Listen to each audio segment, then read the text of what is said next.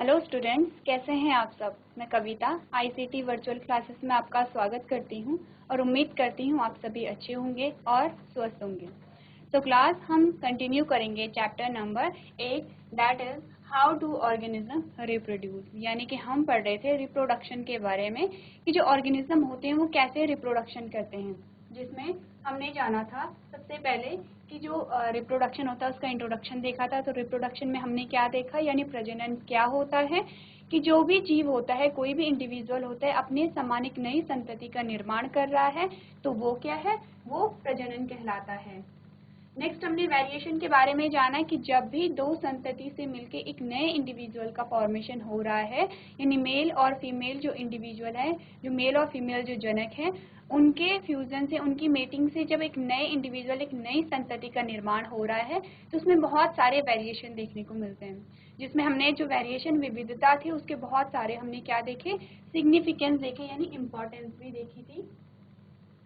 Next हमने पढ़ा कि जो रिप्रोडक्शन है, रिप्रोडक्शन की क्या डेफिनेशन होती है, और फिर उसके बाद हमारे पास आया था टाइप्स ऑफ रिप्रोडक्शन, यानी प्रजनन के कौन कौन से प्रकार हैं, जिसमें हमारे पास दो प्रकार मुख्यतः आए थे, जिसमें लैंगिक जनन और अलैंगिक जनन था, यानी कि सेक्सुअल रिप्रोडक्शन और एसेक्सुअल रिप्रोडक्शन की हमने बात की थी।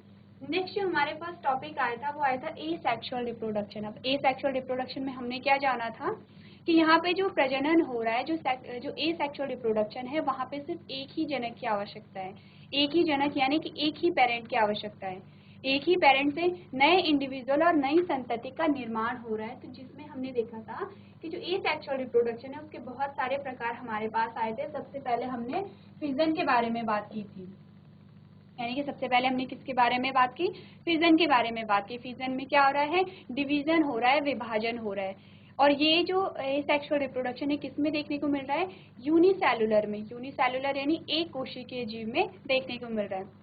तो जो फिजन है वो दो प्रकार का हमने पढ़ा था, एक बाइनरी फिजन है, एक मल्टीपल फिजन है। बाइनरी फिजन में क्या हो रहा है, एक पेरेंट सेल से, एक जनक कोशिका से, जो एक जनक कोशिका है वो दो जनक कोशिका में यहाँ पे डिवाइड हो रही है। और इसका जो एग्जाम्पल है वो आपने किसे देखा था, अमीबा को देखा था। यानी कि जो बाइनरी फिजन है, बाइनरी फिजन का एग्जाम्पल आपके पास क्या आया, अमीबा आपके पास आया था। नेक्स्ट हमारे पास जो आया वो आया मल्टीपल फिजन। मल्टीपल फिजन में हमारे पास जो एग्जाम्पल आया वो आया प्लाज्मोडियम। यानी कि प्लाज्मोडियम में क्या हो रहा है कि यहाँ पे एक जनक कोशिका से, एक पेरेंट सेल से बहुत सारी सेल्स का यहाँ पे फॉर्मेशन हो रहा है। तो आपके पास बाइनरी फिजन के भी एग्जाम्पल आए हैं, मल्टीपल फिजन के भी एग्जाम्पल आए हैं। बाइनरी फिजन में आपने पैरामीशियम देखा प्लस अमीबा की हमने अभी बात की थी। सेकेंड हमने क्या देखा, जो मल्टीपल फिजन का जो एग्जाम्पल था वो क्या है, प्लाज्मोडियम आया। तो आपको एग्जाम्पल भी याद रखने हैं क्योंकि एग्जाम्पल इंपॉर्टेंट होते हैं। कभी कभी क्या होता है, ऑप्शनल जो क्वेश्चन होते हैं उसमें आपको एग्जाम्पल दे दिए जाते हैं कि बताइए इनमें किस प्रकार का रिप्रोडक्शन होता है, एसेक्सुअल और सेक्सुअल। अब अगर एसेक्सुअल रिप्रोडक्शन हो रहा है यानी अलैंगिक जनन हो रहा है, तो किस प्रकार का यहाँ पे एसेक्सुअल रिप्रोडक्शन है, यानी कि आपको दे दिया प्लाज्मोडियम का एग्जाम्पल दे दिया और आपके पास क्वेश्चन आ गया कि बताइए प्लाज्मोडियम में किस प्रकार का अलैंगिक जनन पाया जाता है। तो आप क्या लिखेंगे वहाँ पे, यहाँ पे मल्टीपल फिजन जो टाइप है, मल्टीपल फिजन जो प्रकार है अलैंगिक जनन का, वो प्रजनन इसमें पाया जा रहा है। तो इसके बाद नेक्स्ट जो हमने बात की थी वो की थी रीजनरेशन एंड फ्रेगमेंटेशन। यानी कि यहाँ पे क्या हो रहा है, जो जनक कोशिका है, जो जनक बॉडी है, यानी कि यहाँ पे एक जो पूरी बॉडी है, इसे हमने क्या किया, इसे हमने दो पार्ट में यहाँ पे डिवाइड कर दिया। अब दो पार्ट में डिवाइड कर दिया तो इसे हमने क्या कहा, फ्रेगमेंटेशन कहा, यानी खंडन या विखंडन जिसे आप कहते हैं। खंडन यानी अलग अलग खंडों, अलग अलग पार्ट में जो टूटने की प्रक्रिया है उसे आपने विखंडन कहा या फ्रेगमेंटेशन कहा। अब जब ये दो पार्ट में डिवाइड हो गया तो यहाँ पे क्या हुआ, इसके ऊपर का भाग यहाँ पे डेवलप हो गया, जिसके नीचे का भाग यहाँ पे डेवलप हो गया, और यहाँ से क्या हुआ, एक बॉडी से यहाँ पे दो जो यहाँ पे कोशिकाएं थी, दो जो यहाँ पे इंडिविजुअल थे, दो इंडिविजुअल का यहाँ पे फॉर्मेशन हो गया। यानी कि हम बात कर रहे हैं हाइड्रा की। यहाँ पे एक हाइड्रा था, हाइड्रा को हमने बीच से कट किया। जब हाइड्रा को बीच से कट किया तो ये जो दोनों भाग थे, दो जो पीस थे, इन दोनों पीसों में क्या हुई, डेवलपमेंट स्टार्ट हो गया, यानी कि इनका विकास स्टार्ट हो गया और यहाँ पे दो हाइड्रा बन गए। दो यहाँ पे आपको कैसे हाइड्रा मिले, इमेच्योर हाइड्रा मिले, यानी कि फुली डेवलप नहीं है। और इनका जब डेवलप होता है तो आपको फुली डेवलप्ड हाइड्रा यहाँ पे देखने को मिल रहा है। तो ये जो प्रोसेस है यहाँ पे, जहाँ पे कि दो जो भाग होते हैं, दो जो पीस होते हैं, इनमें जो डेवलपमेंट होने लगता है, तो इसे हम कहते हैं रीजनरेशन। रीजनरेशन मतलब पुनरुद्ध भवन, यानी कि जो अंग जिनका लॉस हो गया है उनका जो डेवलपमेंट है वो फिर से हो रहा है। अब यहाँ पे क्या हुआ, यहाँ पे जब दो भागों में यहाँ पे टूटा, तो इस वाले भाग का जो हेड है, इस वाले भाग का जो अपर पार्ट था वो क्या हो गया था, वो हट गया था, और इस वाले यानी हेड वाले का जो पार्ट था, जो टेल वाला पार्ट था, जो नीचे वाला पार्ट था, वो हट गया। अब यहाँ पे क्या हुआ, इन दोनों भागों ने अपने एक एक भाग को खो दिया है, यानी लॉस हो गया है ऑर्गन का। यहाँ पे जब इनका डेवलपमेंट हुआ तो यहाँ पे पुनरुद्ध भवन हो गया। पुनरुद्ध भवन का मतलब क्या होता है कि यहाँ पे आप पढ़ेंगे कि regeneration is the process of growing back the lost organ और body part by the organism. यानी कि जो लॉस्ट ऑर्गन था, जो खोया हुआ भाग था, जो भाग की हट गया था, उस भाग की फिर से ग्रोथ हो रही है, फिर से डेवलपमेंट हो रहा है, तो उसे ही हमने क्या कहा, रीजनरेशन का। तो यहाँ पे रीजनरेशन हो रहा है, और रीजनरेशन को हम पुनरुद्ध भवन भी कहते हैं।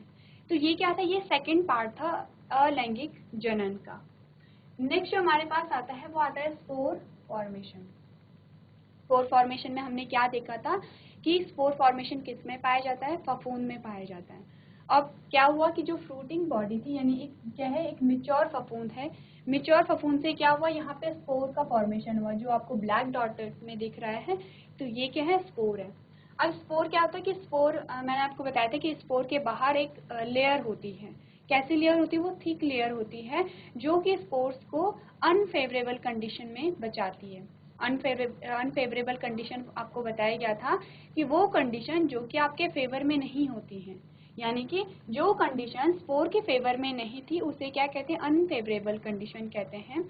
यानी कि जो स्पोर थे, स्पोर को जर्मिनेट करने के लिए, यानी स्पोर के अंकुरण के लिए क्या था, वहाँ पे नमी की आवश्यकता थी, मॉइस्ट की आवश्यकता थी। अब यहाँ पे अगर मॉइस्ट नहीं है, यहाँ पे बहुत ज़्यादा टेम्परेचर है, तो स्पोर के लिए क्या है, अनफेवरेबल कंडीशन है। जब यहाँ पे अनफेवरेबल कंडीशन थी, तो स्पोर को की जो प्रोटेक्शन थी वो किसने किया, जो लेयर थी, जो बाहर जो एक मोटी जो आवरण था जो स्पोर का, उसने क्या किया, स्पोर को यहाँ पे प्रोटेक्ट किया, यानी स्पोर्स को मरने नहीं दिया। जब स्पोर्स को क्या हुई, फेवरेबल कंडीशन मिली, तो स्पोर्स का यहाँ पे जर्मिनेशन हो गया, अंकुरण हो गया, यानी वो जो थिक लेयर थी वो फट गई, और उसके बाद जो यहाँ पे स्पोर थे, स्पोर का जर्मिनेशन हो गया, और यहाँ से स्पोर्स ने डेवलपमेंट किया, और फिर से क्या हुआ, उन्हीं स्पोर से एक जो बॉडी थी फफूंद की, जो पूरी बॉडी थी, उसका निर्माण हो गया। तो इसे हमने क्या कहा था, इसे हमने कहा था स्पोर फॉर्मेशन। ये भी क्या है, अलैंगिक जनन का प्रकार है, यानी एसेक्सुअल रिप्रोडक्शन का ही प्रकार है। तो यहाँ तक की बात हमने कल कर ली थी, और हमारे पास जो आज नया टॉपिक आता है वो है वेजिटेटिव प्रोपेगेशन। वेजिटेटिव प्रोपेगेशन को हम क्या कहते हैं, कायिक प्रवर्धन भी कहते हैं। यानी कि यहाँ पे अब क्या होगा, अब आप देखेंगे कि जो प्लांट होता है, प्लांट के अलग अलग भागों के बारे में आपने पढ़ा है, जड़, तना, पत्ती, तो आपने देखा कि अलग अलग जो पार्ट होते हैं। तो वेजिटेटिव प्रोपेगेशन में क्या होता है कि पौधे के किसी भी भाग को अलग करके एक नया पौधा बनाया जा सकता है। यानी कि आपने क्या किया कि आपने पौधे की जड़ को अलग कर दिया, और वहां से क्या किया, एक नए पौधे का निर्माण कर दिया। आपने पौधे के तने को काटा और उसे जमीन में बोया, और वहां से क्या हुआ, एक नए पौधे का निर्माण हो गया। यानी कि वेजिटेटिव प्रोपेगेशन में आप क्या देखेंगे कि पौधे के किसी भी भाग से क्या हो रहा है, पौधे का जर्मिनेशन हो जा रहा है। तो वेजिटेटिव प्रोपेगेशन में आप क्या देखेंगे, this is a type of asexual reproduction seen in plant. यानी कि जो वेजिटेटिव प्रोपेगेशन है, कायिक प्रवर्धन है, वो किसका प्रकार है, वो एसेक्सुअल रिप्रोडक्शन का प्रकार है। नेक्स्ट आप देखेंगे, the vegetative part of a plant like leaves, stem, root give rise to a new plant. यानी वेजिटेटिव पार्ट किसे कहेंगे, वेजिटेटिव पार्ट उसे कहेंगे जहाँ पे वेजिटेटिव प्रोपेगेशन हो रहा है। यानी कि वेजिटेटिव प्रोपेगेशन क्या है, पौधे के किसी भी भाग से नए प्लांट का जो जर्मिनेशन है, नए प्लांट का जो ओरिजिन है, उसे वेजिटेटिव प्रोपेगेशन कहेंगे। और जिस भी भाग से क्या हो रहा है, वेजिटेटिव प्रोपेगेशन हो रहा है, उसे वेजिटेटिव पार्ट कहेंगे। अब वेजिटेटिव पार्ट कौन कौन से होते हैं, तो आपने देखा, लीव्स यानी पत्तियां होती है, स्टेम यानी तना होता है, और रूट यानी कि जड़ें होती हैं। तो पौधे के इन भागों से क्या होता है, एक नए प्लांट का जर्मिनेशन होता है। नेक्स्ट आप पढ़ेंगे, vegetative propagation can be artificial और नेचुरल। अब यहाँ पे क्या मतलब है, यहाँ पे क्या हो सकता है कि माना कि किसी प्लांट की जो पत्ती है, पत्ती से क्या हो रहा है, एक नए प्लांट का जर्मिनेशन हो रहा है। अब हो सकता है कि वो खुद ही हो रहा है, नेचुरली हो रहा है, जैसे कि आपने देखा जो प्लांट होते हैं, प्लांट खुद ही भी उग जाते हैं, यानी कि नेचुरली उग जाते हैं। और कुछ प्लांट को आप क्या करते हैं, कुछ प्लांट को आप बोते हो, यानी कि आप उसे खुद ग्रो करवा रहे हो। तो या तो क्या होगा कि पौधे के किसी भी भाग से क्या होगा, नेचुरली प्राकृतिक रूप से एक नए प्लांट का ओरिजिन होगा, या फिर आप क्या करेंगे, आपने क्या किया कि किसी की टहनी काटी किसी प्लांट की, जैसे कि आपने देखा होगा रोज के प्लांट में, आपने देखा होगा आप क्या करते हो, रोज की टहनी काटते हो, उसे क्या करते हो मिट्टी में डाल देते हो और उसे फिर पानी देते हो, खाद देते हो। कुछ टाइम बाद आप देखते हो कि जो कली आपने वहां पे डाली थी उस कली से एक रोज का प्लांट बन जाता है। तो ये क्या है, ये आर्टिफिशियल वेजिटेटिव प्रोपेगेशन है। तो आपको यही यहाँ पे बताया जा रहा है कि जो वेजिटेटिव प्रोपेगेशन होता है वो आर्टिफिशियल भी होगा और नेचुरल भी होगा। नेचुरल कौन सा होगा, जो खुद से उग रहा है, यानी कि जिसका जो डेवलपमेंट है वो प्रकृति में खुद हो रहा है। और आर्टिफिशियल कौन होगा, जो कृत्रिम होगा, जो कि इंसानों के द्वारा किया जा रहा है। तो नेक्स्ट आप देखेंगे natural vegetative propagation happen through leaves. अब जैसे लीव्स के थ्रू क्या हो रहा है, वेजिटेटिव प्रोपेगेशन हो रहा है, तो उसका एग्जांपल आपके पास क्या है, ब्रायोफाइलम। अब जो ब्रायोफाइलम की जो पत्ती होती है, ब्रायोफाइलम की पत्ती जैसे कि कुछ ऐसा स्ट्रक्चर आपको देखने को मिलेगा, और यहाँ पे ऐसे कुछ स्ट्रक्चर देखने को मिलेंगे। अब ये जो स्ट्रक्चर आपको देखने को मिल रहे हैं, ये हो गया, ये हो गया, ये हो गया, ये यहाँ से अलग हो जाता है और एक नई पत्ती का, एक नए ब्रायोफाइलम का क्या कर लेता है, फॉर्मेशन कर लेता है। तो ये क्या है, आपके पास एग्जांपल आया ब्रायोफाइलम का। स्टेम यानी तने से जो होता है टर्मरिक होता है, टर्मरिक और जिंजर, यानी कि आपने अदरक को देखा होगा। तो अदरक का जब आपने डायग्राम देखा तो आपने उसमें देखा होगा नोड निकली हुई होती हैं।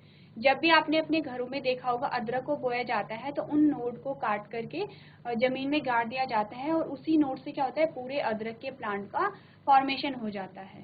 तो आपके पास क्या एग्जाम्पल आया, जो लीव्स का जो एग्जाम्पल आया वो ब्रायोफाइलम है। स्टेम यानी तने का जो एग्जाम्पल आया वो टर्मरिक और जिंजर आया। उसके बाद आपके पास रनर्स भी आते हैं, जैसे कि ग्रास रनर्स होते हैं। तो ये आपने क्या देखा कि आपने देखा कि जो वेजिटेटिव प्रोपोगेशन हो रहा है, यानी जो कायिक प्रवर्धन हो रहा है, वो पौधे के अलग अलग भाग से हो रहा है। तो जब आपने स्टेम का भी एग्जाम्पल आप देखते हो तो आपने देखा होगा कलम लगाना, आपने जो रोज का जो प्लांट होता है, आपने रोज के प्लांट को काटा, यानी उसके स्टेम को काटा और उसे बो दिया, तो वो भी क्या है, वो भी वेजिटेटिव प्रोपेगेशन में आता है। उसके अलावा जो बल्ब्स होते हैं, बल्ब्स यानी अनियन, अनियन यानी प्याज जो होता है, लिली होता है, तो इन्हें भी क्या होता है, इन्हें भी इसी प्रकार से क्या किया जाता है, ग्रो करवाया जाता है। नेक्स्ट आप देखेंगे artificial methods include cutting, grafting, layering and plant tissue culture. अब क्या होता है, जो आर्टिफिशियली होता है, जो आर्टिफिशियली जो वेजिटेटिव प्रोपोगेशन कराया जाता है, या तो उसमें कटिंग कर दी जाएगी, यानी कि कोई भी जो प्लांट का एक भाग कट करके आपने उसे बो दिया, और या फिर क्या करते हैं कि जब आपको दो प्लांट में क्या हो जाता है, दो प्लांट को कट करके उन्हें जोड़ दिया जाता है और उन्हें क्या कर दिया जाता है, मिट्टी में लगा दिया जाता है, तो उससे क्या होता है, एक नए प्लांट का ओरिजिन होता है। तो ये किसके बारे में आपने देखा, ये देखा आपने वेजिटेटिव प्रोपोगेशन के बारे में। जैसे कि आप यहाँ पे एग्जांपल देखेंगे कि यहाँ पे एक बॉडी है, प्लांट बॉडी है, प्लांट बॉडी में यहाँ पे यंग प्लांट आ रहा है। अब ये यंग जो प्लांट होता है यहाँ से कट करके यहाँ पे जो मिट्टी में चला जाएगा और मिट्टी से फिर क्या करेगा, एक नए प्लांट का ही फॉर्मेशन कर लेगा। तो यहाँ पे आपने क्या देखा कि जो प्लांट बॉडी है, प्लांट बॉडी के कोई भी स्ट्रक्चर हो सकता है, वो जड़ हो सकती है, वो तना हो सकता है और वो पत्ती हो सकती है।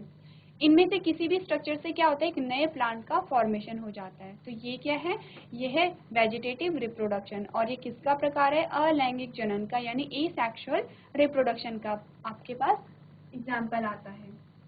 तो आपने क्या करना है, आपको ये नोट करना है, प्लस आपको ये भी देखना है कि जो पत्तियों के द्वारा जो वेजिटेटिव प्रोपोगेशन होता है वो कौन सा है और जो स्टेम के द्वारा होता है वो कौन सा है। तो आप जितने भी एग्जाम्पल आपको यहाँ पे दिखाई दे रहे हैं वो सारे अपनी कॉपी में नोट करेंगे।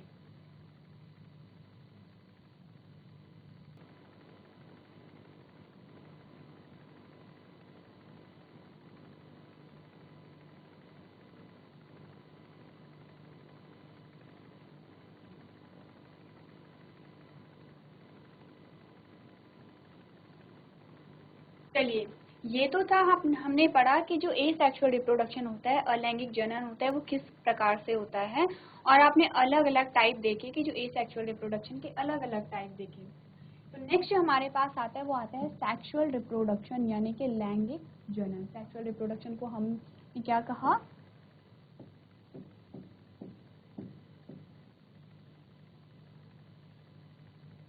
लैंगिक जनन।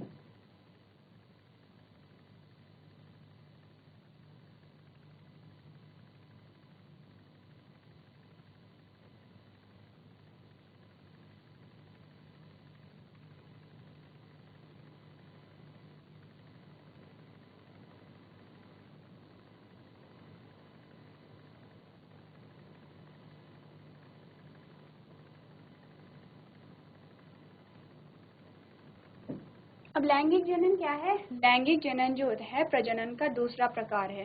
पहला आपने क्या पढ़ा था, एसेक्सुअल रिप्रोडक्शन, और दूसरा हमारे पास आता है सेक्सुअल रिप्रोडक्शन। तो एसेक्सुअल रिप्रोडक्शन की जब हमने बात की थी तो हमने कहा था कि यहाँ पे सिर्फ एक ही जनक की आवश्यकता होती है, और जब हम सेक्सुअल रिप्रोडक्शन की बात करते हैं तो हम देखते हैं कि यहाँ पे क्या होती है, सबसे बड़ा जो डिफरेंस दोनों में है कि यहाँ पे एसेक्सुअल रिप्रोडक्शन में एक जनक की आवश्यकता होती है और सेक्सुअल रिप्रोडक्शन में दो जनकों की आवश्यकता होती है। दो जनकों से मतलब है कि मेल और फीमेल की यहाँ पे क्या होती है, आवश्यकता होती है। तो आप पढ़ेंगे जो सेक्सुअल रिप्रोडक्शन होता है, sexual reproduction is natural way of a reproduction and takes place in all multicellular organism. यानी कि जो सेक्सुअल रिप्रोडक्शन है वो मल्टी सेलुलर ऑर्गेनिज्म में पाया जाता है। मल्टी सेलुलर ऑर्गेनिज्म मतलब होता है कि जो बहुकोशीय जीव होते हैं। बहुकोशीय जीव से क्या मतलब है कि जिन जीवों का क्या है, डेवलपमेंट हो चुका है, जो जिनका अच्छी तरीके से विकास हो गया है और वो क्या है, बहुकोशीय जीव हैं, तो उनमें कौन सा जो रिप्रोडक्शन पाया जाएगा, उनमें सेक्सुअल रिप्रोडक्शन पाया जाएगा। नेक्स्ट आप देखेंगे, this process involves two individuals to produce offspring. यानी कि इसमें क्या है, कितने इंडिविजुअल पाए जा रहे हैं, दो इंडिविजुअल पाए जा रहे हैं, जिन्हें आप क्या कहते हैं, जिन्हें आप जनक कहते हैं। यानी कि यहाँ पे जो पेरेंट होते हैं, जो जनक होते हैं, वो दो जनक यहाँ पे पाए जाते हैं। नेक्स्ट आप देखेंगे, this the male and the female gamete fuse together and give rise to a new cell। तो इसमें क्या होता है, जो दो जनक होते हैं, दो जनकों में कौन होता है, एक मेल होता है और एक फीमेल होता है। और फिर क्या होता है कि जो एक मेल और एक फीमेल से क्या होती हैं, दो सेल्स, अलग अलग सेल निकलती हैं। यानी कि मेल से भी एक सेल आएगी और फीमेल से भी एक सेल आएगी। तो मेल सेल को हमने क्या कहा, मेल सेल को हमने कहा मेल गैमेट। यानी कि यहाँ पे क्या है, मेल सेल को मेल गैमेट कहते हैं। और जो सेल फीमेल से आती है उसे हमने क्या कहा, उसे हमने कहा कि फीमेल गैमेट। यानी कि यहाँ पे मेल और फीमेल गैमेट है, तो मेल गैमेट और फीमेल गैमेट क्या होती है, फ्यूज हो जाती हैं। फ्यूज होती हैं तो उसे हमने उसे हम कहते हैं फर्टिलाइजेशन। तो जब फर्टिलाइजेशन होता है तो फिर क्या होता है, फर्टिलाइजेशन से जाइगोट का फॉर्मेशन होता है, और जाइगोट से क्या होता है, एक न्यू इंडिविजुअल का फॉर्मेशन होता है। जैसे कि आप यहाँ पे एग्जाम्पल में देखेंगे, ये क्या है, मेल है और ये क्या है, फीमेल है। मेल और फीमेल में क्या है, जो ये मेल स्पर्म है, ये क्या है, मेल सेल है, इसके अंदर क्या होगा, इसके अंदर मेल गैमीट होगा। और इसकी ये क्या है, फीमेल जो है ओव्यूल है।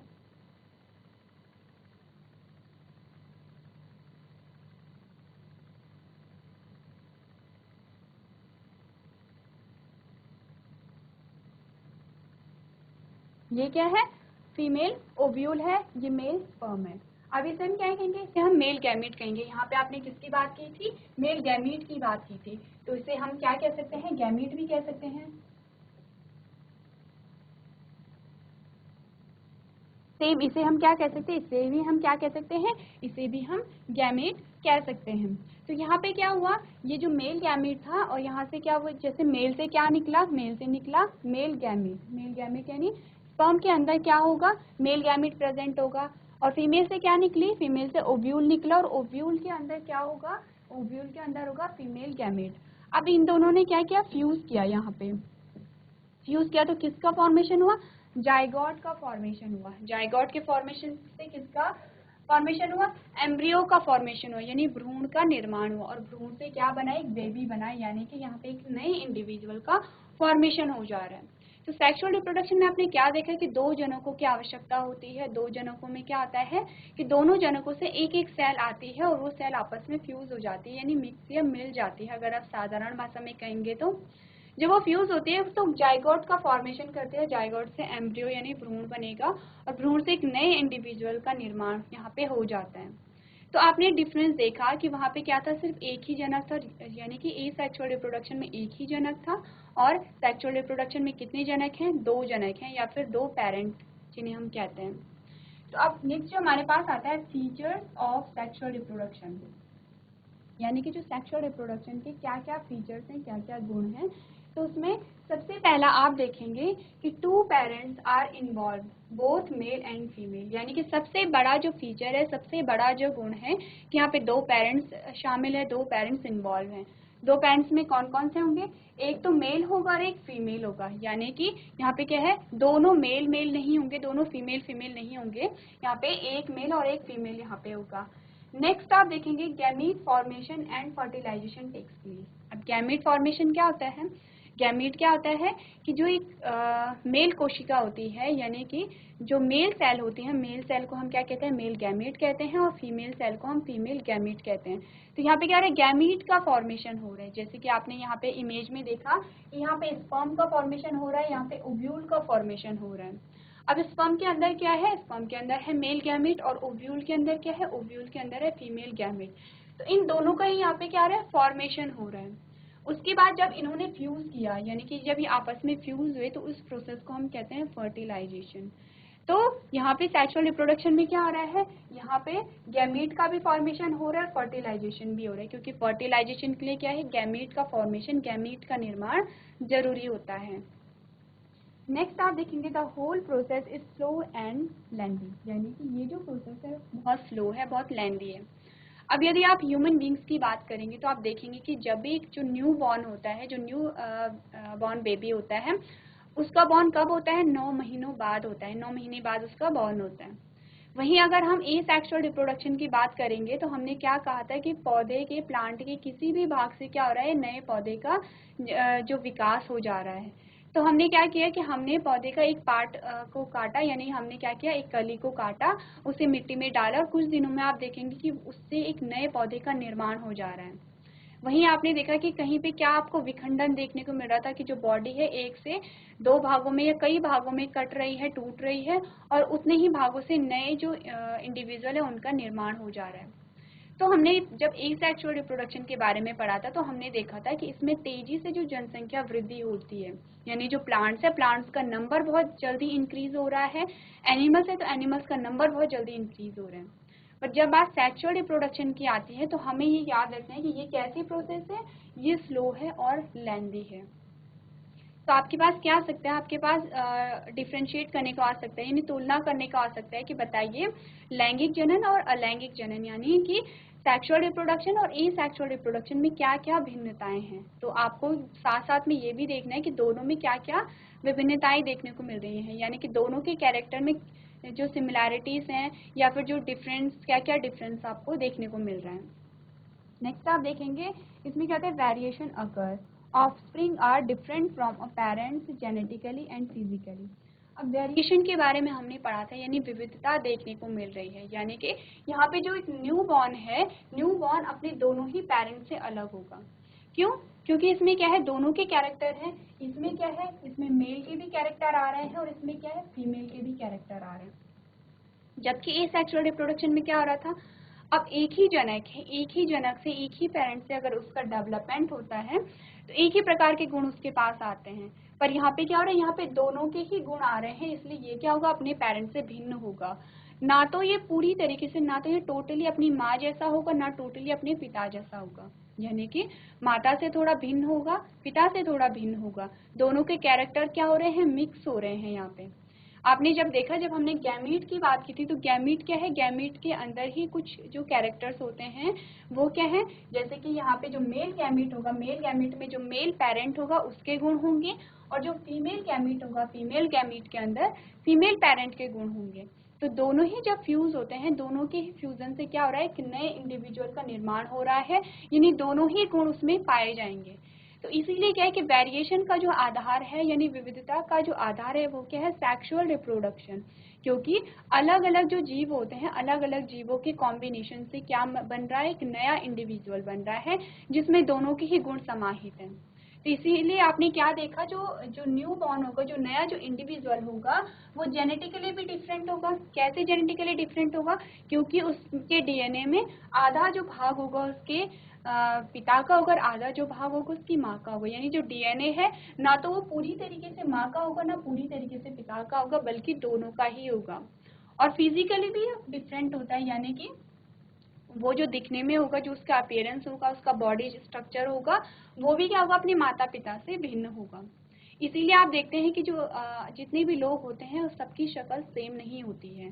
तो ये भी बहुत बड़ा सिग्निफिकेंस है, बहुत ज़्यादा महत्व है वेरिएशन का। क्योंकि अगर सारे ही लोग एक जैसे दिखते हैं, सबकी जो बॉडी का स्ट्रक्चर होगा वो सब एक जैसा ही होगा, तो आप बताइए कि फिर जो हमारी जो अर्थ है वहाँ पे क्या कंडीशन होती है? यानी आप कैसे पहचानते कि आपके फैमिली वाले कौन है, जो आपके फैमिली वाले कौन नहीं है? तो ये भी क्या है, ये भी वेरिएशन का एक इम्पॉर्टेंस है।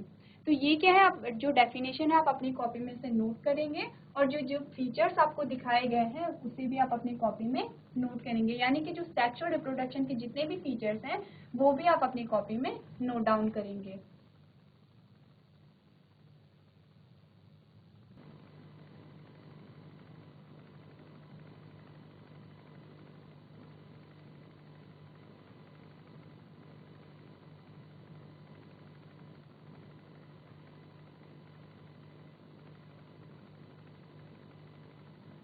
चलिए, ये तो हमने पढ़ा सेक्सुअल रिप्रोडक्शन के बारे में कि सेक्सुअल रिप्रोडक्शन क्या होता है, उसके क्या क्या फीचर्स होते हैं।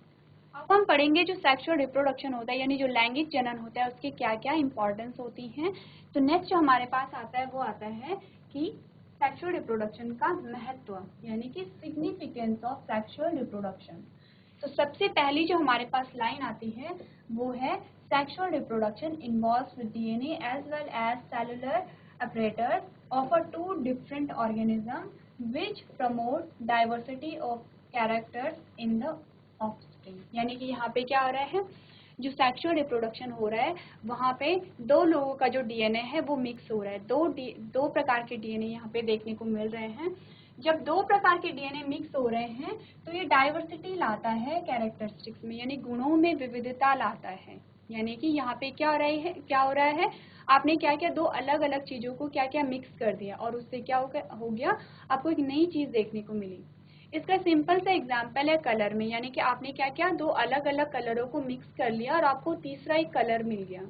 तो सेम वैसा ही है यहाँ पे कि आपने क्या किया कि जो डीएनए था और डीएनए को आप दो प्रकार के डीएनए को यहाँ पे मिक्स किया और एक नए ही कैरेक्टर का यहाँ पे क्या हो गया, फॉर्मेशन हो गया है। तो ये किसका सिग्निफिकेंस है, ये है सेक्सुअल रिप्रोडक्शन का। नेक्स्ट आप देखेंगे, since gametes are derived from a two different organism, it result in a new combination of a gene which increase the chances of genetic variation। यानी कि सेम वही बात हो रही है कि जब क्या हुआ कि जब दो अलग अलग प्रकार के डीएनए मिक्स हुए, यानी अलग अलग प्रकार के जो जीन्स हैं वो मिक्स हुए, तो जीन्स क्या होते हैं, जीन्स प्रोटीन का फॉर्मेशन, यानी जीन से क्या होगा, प्रोटीन का जो फॉर्मेशन होता है। प्रोटीन से किसका फॉर्मेशन होगा, जो प्रोटीन जो होते हैं वो कैरेक्टर्स के लिए रिस्पॉन्सिबल होते हैं, यानी गुणों के लिए रिस्पॉन्सिबल होते हैं। अब क्या होगा कि दो अलग अलग प्रकार के डीएनए मिले, अलग अलग प्रकार के जीन्स मिले, अलग अलग प्रकार के प्रोटीन का फॉर्मेशन हुआ, और उन प्रोटीन से फिर जब नया जो प्रोटीन बन रहा है तो नए गुणों का ही यहाँ पे क्या हो रहा है, विकास हो रहा है और जेनेटिक वेरिएशन देखने को मिल रही है। यानी कि जो न्यू इंडिविजुअल होगा उसमें माता और पिता दोनों के ही क्या होंगे, दोनों का ही जेनेटिक मिक्सचर यहाँ पे देखने को मिलेगा। नेक्स्ट आपने देखा, sexual reproduction result in origin of a new individual. सब नए इंडिविजुअल्स का फॉर्मेशन हो रहा है, यानी कि जो माता और पिता दोनों से ही भिन्न है। तो आप कभी कभी आप देखते हो कि कोई होता है, कोई जो बच्चा होता है, कोई न्यूबॉर्न है, जब वो बड़ा होता है तो कुछ कुछ ऐसे कैरेक्टर्स में देखने को मिलते हैं जो कि उसके पेरेंट्स में नहीं होते हैं। यानी कि वो जो कैरेक्टरिस्टिक्स हैं वो नए हैं उस इंडिविजुअल में, जो कि उसकी पहली पीढ़ी में नहीं थे, जो कि उसके माता पिता में नहीं थे। तो यहाँ पे क्या हो रहा है, एक नए इंडिविजुअल का फॉर्मेशन हो रहा है। लास्ट आप देखेंगे sexual reproduction involves division in sex organs that reduce the DNA matter to half so that zygote form after fusion has the same amount of DNA as parents. It maintain DNA in species. अब ये क्या कह रहा है? ये कह रहा है कि जब भी क्या होता है, जब भी गैमीट का फॉर्मेशन हो रहा है, गैमीट यानी कि हमने बात की थी मेल सेल की, और जिसे हम गैमीट भी कह रहे थे, और फिर इनका क्या हो रहा है, इनका क्रॉस हो रहा है, और किससे हो रहा है?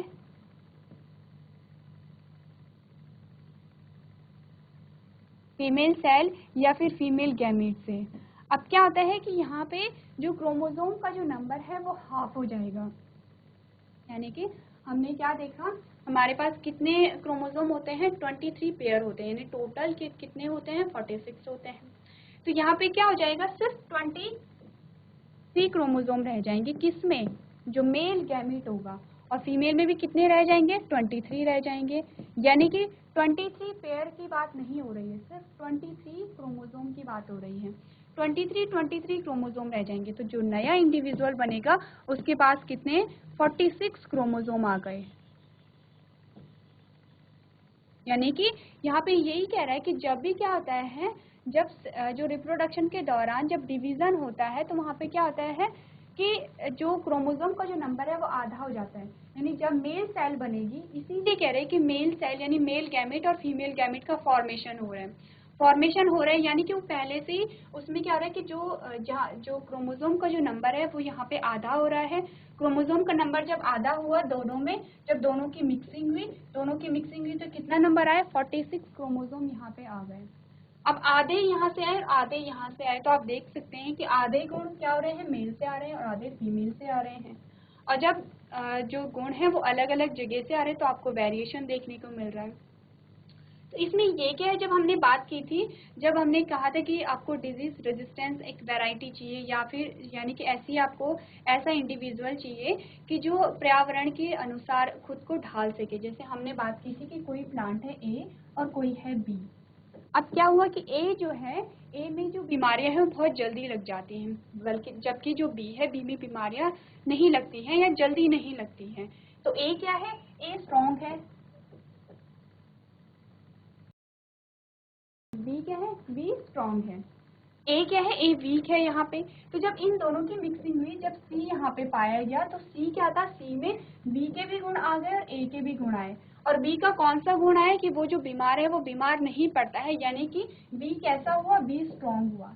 तो जो सेक्सुअल रिप्रोडक्शन है उसकी जो इम्पोर्टेंस है वो यही है कि जब दोनों के गुण आते हैं, दोनों के कैरेक्टर आते हैं, तो क्या होता है कि जो नया जो इंडिविजुअल होता है वो इम्प्रूव होता है, यानी कि उसमें सुधार होता है, उसमें नए कैरेक्टर आते हैं। और ऐसे कैरेक्टर आते हैं कि जो पर्यावरण में खुद को अडप्ट कर लेते हैं, खुद को ढाल लेते हैं। यानी कि सी जो है, सी जो जल्दी ज़्यादा बीमार नहीं पड़ता है, तो सी क्या है? एक इम्प्रूव वैरायटी हमें देखने को मिली है। तो ये जितने भी पॉइंट्स आपको बताए गए हैं वो सारे आप अपनी कॉपी में नोट करेंगे।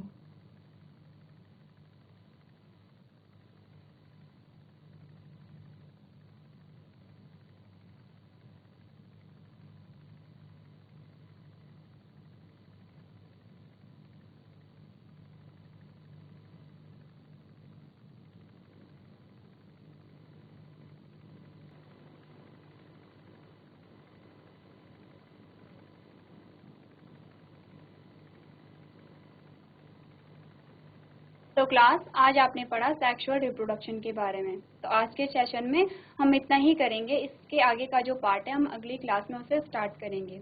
यदि आपका कोई भी डाउट रहता है तो आप अगली क्लास में मुझसे पूछ सकते हैं। अभी तक क्लास में बने रहने के लिए आपका धन्यवाद।